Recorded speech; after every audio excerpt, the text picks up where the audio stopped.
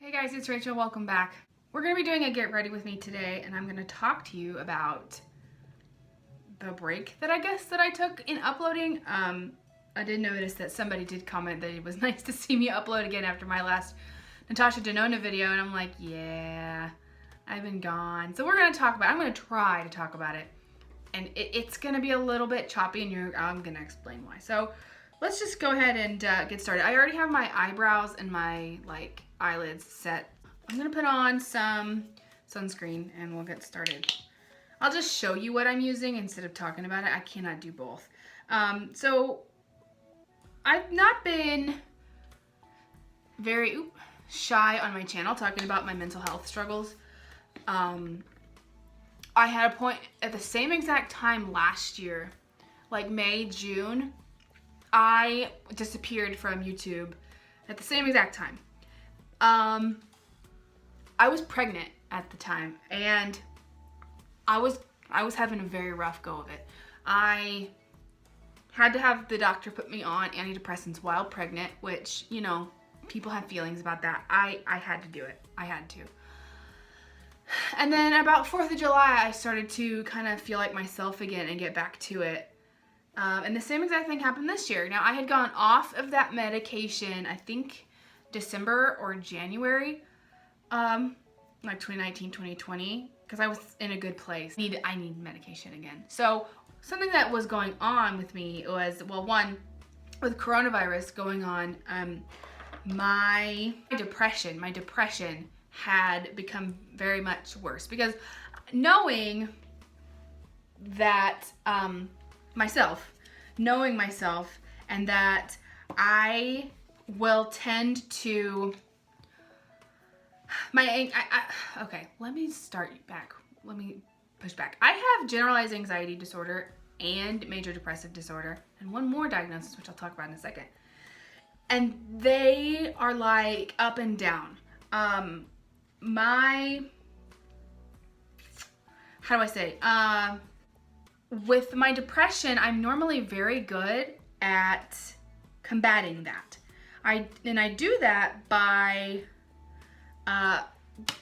getting out and making myself go out in public, run errands, see people, do things, staying in the house and never going anywhere makes my depression a whole lot worse. Now, I am a stay-at-home mom, so before all this happened, what I would normally do was I joined like a Mommy and Me fitness class. I had, I would go to spouse events for my husband's squadron.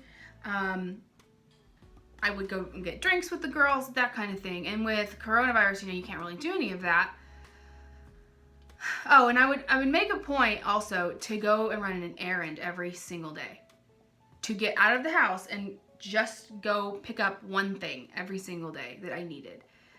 And I would orchestrate it to where I had to do that, just so that I could do something. And that didn't work once coronavirus came around. I can't really do that safely with a baby. My husband's schedule is is never the same. We don't know what his schedule is going to be until the night before, and I can't count on that. Plus, nobody here in my town's wearing a mask, and I don't feel safe. So my depression is pretty bad. I don't want to go anywhere that I even can go. I don't find myself wanting to exercise. I don't want to see people. I don't even want to take Zoom calls with people I know. So I know that it's bad. My anxiety around this whole pandemic is pretty high. People not wearing masks really makes my anxiety it to the tipping point, to the point where, again, going outside and doing anything, I have to be interacting with people in the public who here in Oklahoma don't feel like this is real, who think it's fake and a joke. And my stance on that is just, in case, look at the cases, let's just wear a mask. And so I'm having a hard time not trying to control what other people are doing. And my anxiety, which I think a lot of people's anxiety around this whole thing is like way up here. Now, all that being said, you know, I could normally just go to the doctor and say, hey, I need these, and they'd be fine. Now, I have been seeing a therapist for several months now about all of this. And something that I finally noticed, well, okay, let me back up again. See, this is what I mean by choppy. So what happened was I had been making my toast for the morning, and my husband had been cooking on the stove. And so this is what the tipping point was for my new diagnosis, was I was focused on putting the toast in the toaster, and I wasn't watching my hand with the bag, and I put it down on the stove where it had just been used, and it burned the plastic. And that's the second time I had done that in a month. And you know, my husband and I are having a talk about how I can't be clumsy like that all the time, because, you know, that could have been serious, and we have a baby in the house. And he was completely right. But I was upset, and I did some Google research on clumsiness, because that is a habit of mine. And I found a story on Reddit which was almost exactly like my story of a husband is like, my wife is just so clumsy. And everybody you know, you can say what you want about Dr. Google, but everybody in the comments was saying she should get tested for ADHD. That doesn't sound like, if you know she's careless but she doesn't want to get her tested. And so I started researching ADHD, and it was like, oh my gosh. Every single thing, just about, whether it described me as a child or describes me now, I'm hitting every single mark. I am hitting every single symptom. And I went to my doctor, and I said, I need to get tested for this, if there's a test, because I think I have this. And they did a preliminary test, and they said, yeah, we think that you probably qualify for this. So they sent me to a neuropsychology at a hospital here in town. And they did a lot of testing on me, and that took like all day. And I came out with the actual official diagnosis with generalized anxiety disorder, major depressive disorder, and combined type ADHD. So now I am waiting on my consult next week for a psychiatrist to talk about medicine.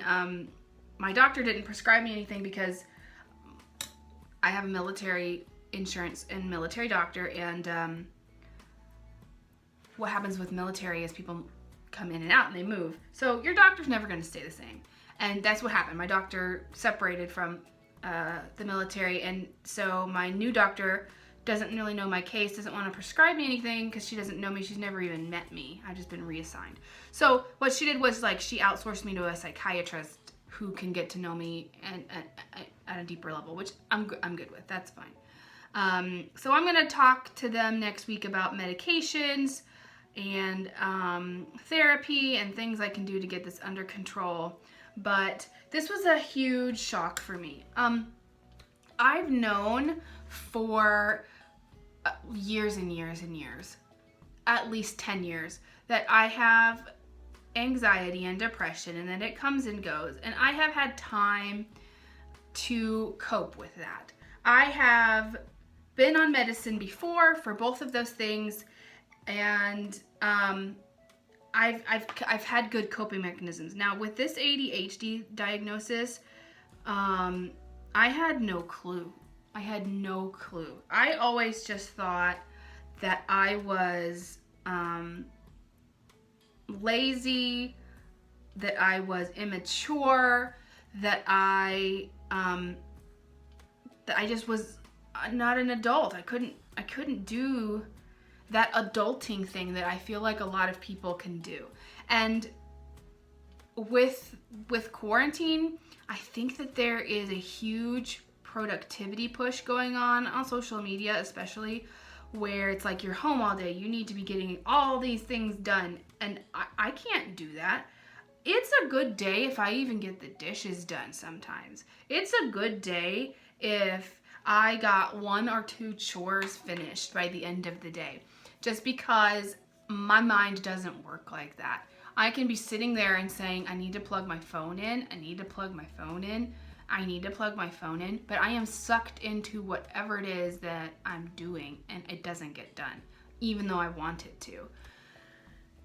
And I've been going back over things in my life where I just like, well, I guess my whole life really, and how I'm looking back on everything that's ever happened to me, and it's all there. The ADHD diagnosis was there from, the get-go. And to answer the question is like, didn't anybody notice? Yeah, I think they did, but nothing was done about it. People in my life that were responsible for my care, I guess, nothing was done. So that aside, I fell through the cracks. It was either unnoticed or not taken seriously. And either way, I missed out on accommodations that I really, really needed. And it's been hard for me to come to grips with what's going on, that I've been overlooked and extremely, I say let down, because that's what I feel. I feel let down by people. I didn't do so well in school. I hated school, to be honest. I hated the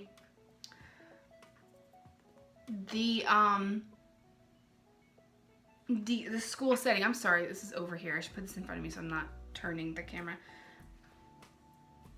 I didn't do well in the environment of sitting in a classroom for hours at a time and just learning about stuff, unless I was really interested in the subject matter, like history class. And that's all part of ADHD too. It's like I have trouble focusing on things that don't interest me, but I can hyper focus, is what it's called, on things that do interest me. And that was like that in school. And I could have done so much better in school had I had accommodations for what was going on with me. So in school, I think it was easy to be overlooked because I wasn't hyperactive at school. After school was a totally different story because I kind of kept it all in until school was over. So I was a drifter. Like, my mind was never on the subject matter. I couldn't keep my attention. And you could really see that in the subjects that I was not interested in, like math and science. I could not hold my attention with math and science if I wanted to. And then what would happen is that I would miss things. My mind would go in and out.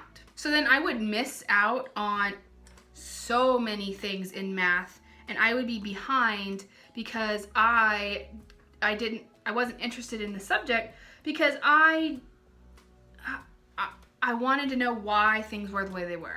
Things being black and white and just this or that, just because they don't interest me. I don't like that. I don't care about that. I want to know the why, and if I couldn't know the why, then my mind just like went blank. So I did in science class, I would do great in things like biology because there was a human component to it, but things like chemistry and physics, I did not care, and it showed.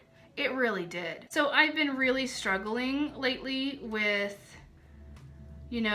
this is my life. It is where it is now, and it's great. I have beautiful family.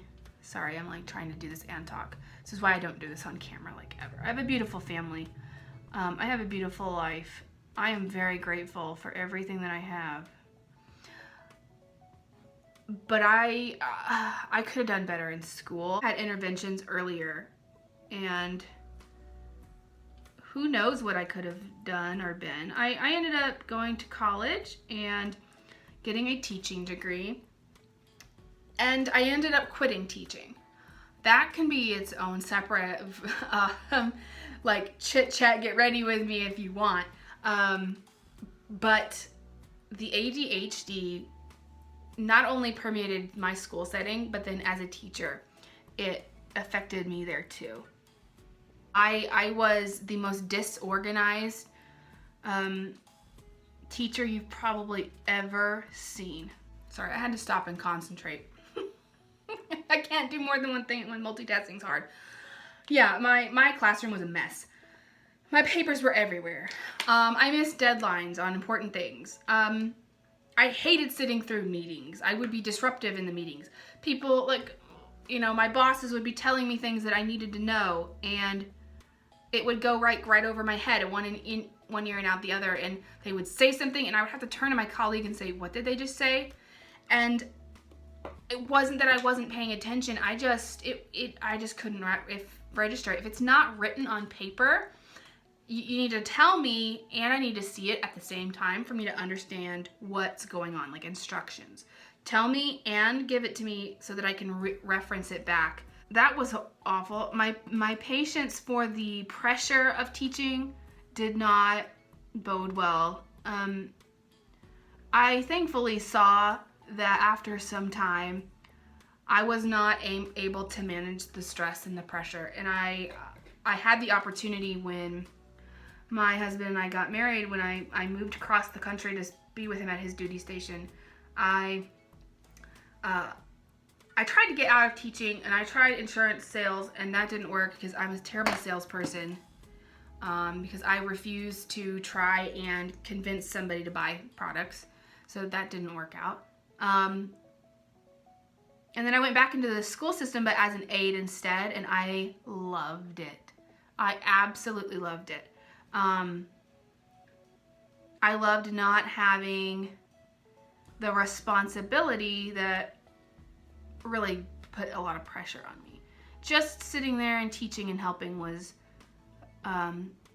better for me. Honestly, leaving teaching, I knew that I was doing the right thing for me and for the kids that I was coming across, but I felt like a failure. I think that there is kind of that kind of sense in the teaching community that and it's not this way for everybody, but I got the sense that if you, maybe this is just my own judgment of people, but if you quit, like, you're a failure. And that's something that I've always felt like a failure in everything because I just can't get it together.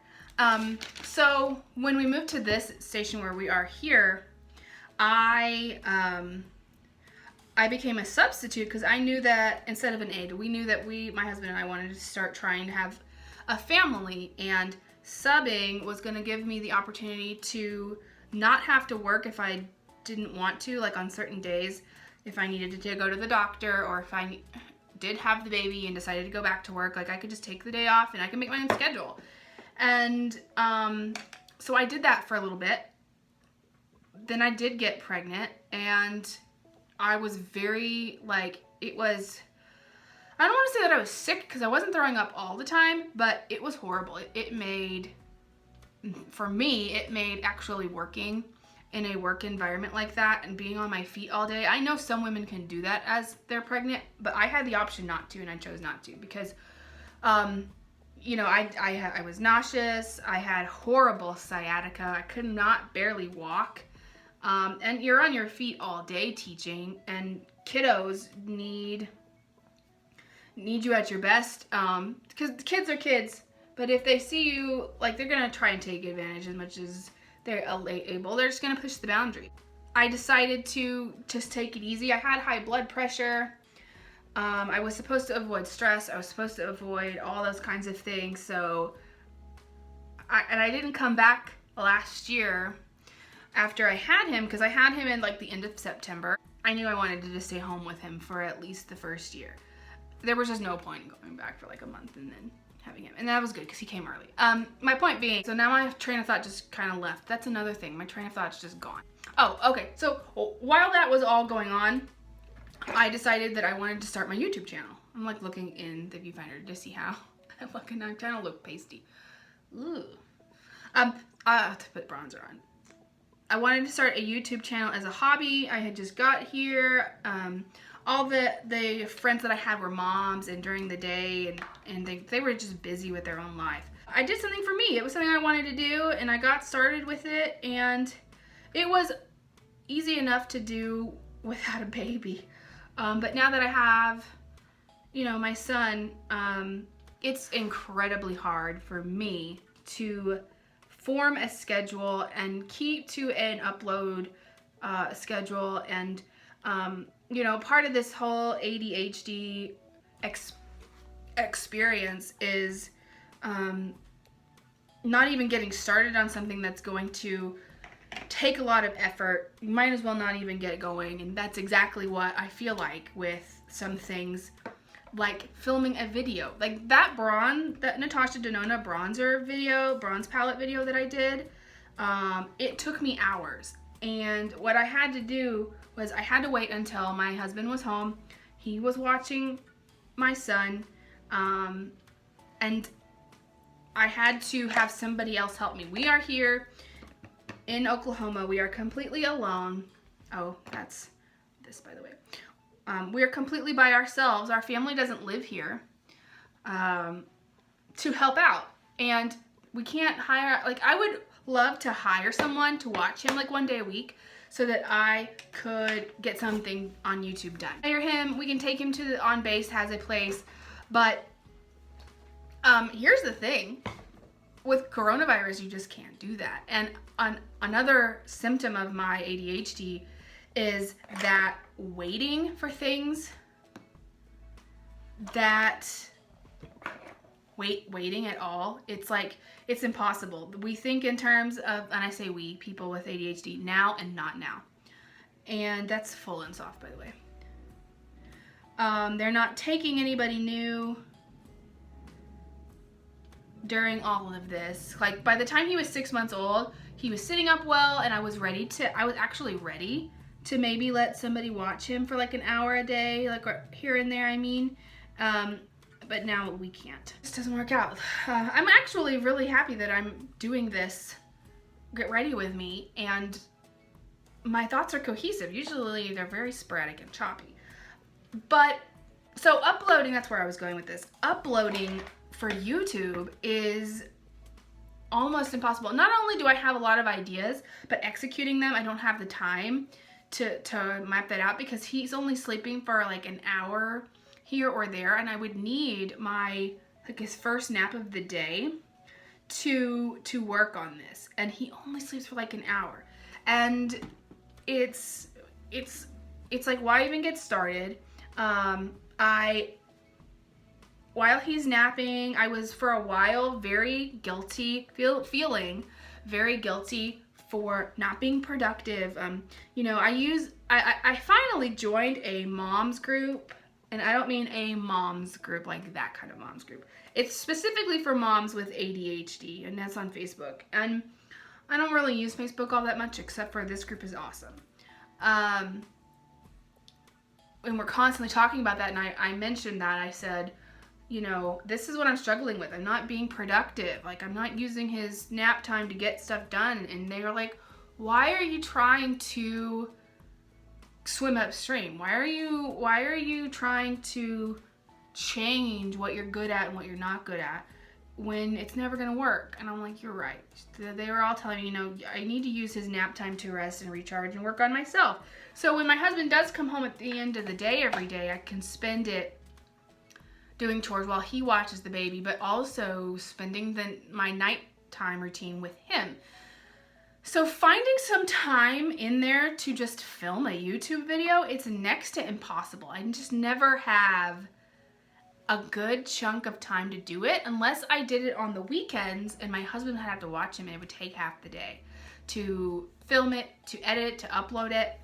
And I felt this tremendous sense of just guilt guilt for putting that on his shoulders when he's working all week, but then no, you Rachel, you need some time for yourself too. So trying to find that time is incredibly difficult, like I said.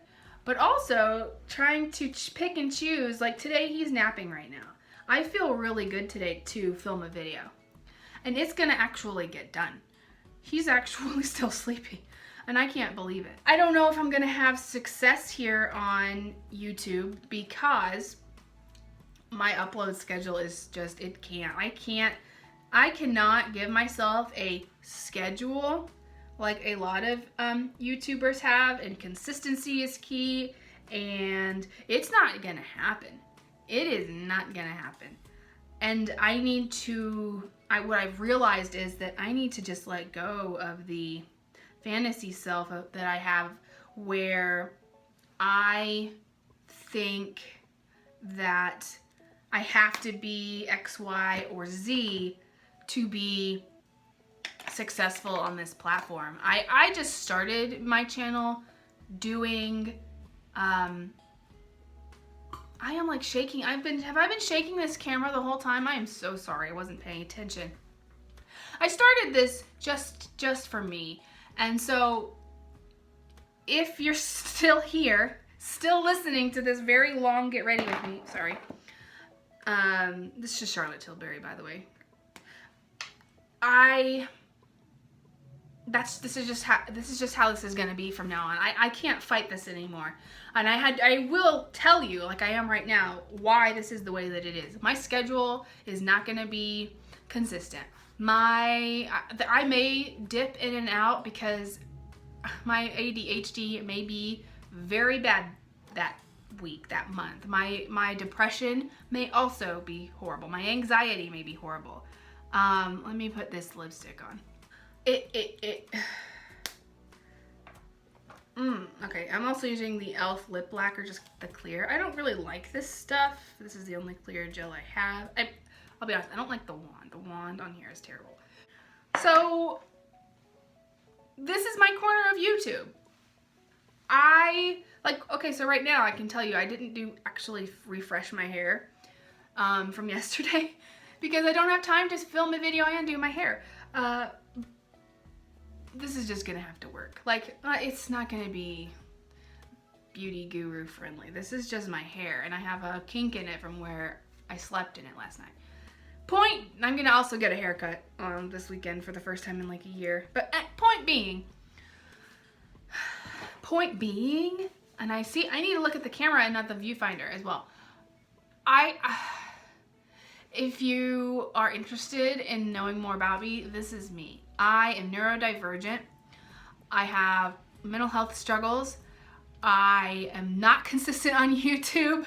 I love orange eyeshadow, and if you're not perfect and you don't want to watch people who are perfect, then this is the channel for you, because I am far from it. And I'm not going to pretend like I am, because trying to keep up with the facade that everything is hunky-dory is a lie, and I just can't. It's too much work to keep up with. It really is. So there you have it. I've just spilled my soul out to the entire internet, and if it resonates with you, then I'm glad. If it doesn't, then okay. It's just the way that it is. Well, thank you guys for listening. If you've stuck around this long, it took a while. I mean, 30 minutes for me to get ready is like really fast. But talking in a video on YouTube, that's really long. So if you have any questions or you want me to do any follow-ups, go ahead and leave those in the comments below. What else do I want to say? I don't know, my mind, man. I'm hungry, so my mind's all over the place. Don't forget, you guys, if you liked this video, give it a thumbs up. Subscribe before you leave. Stick around on my channel to see what other kinds of videos I have created for your YouTube entertainment pleasure. Be kind to yourself out there, folks, and I will catch you later.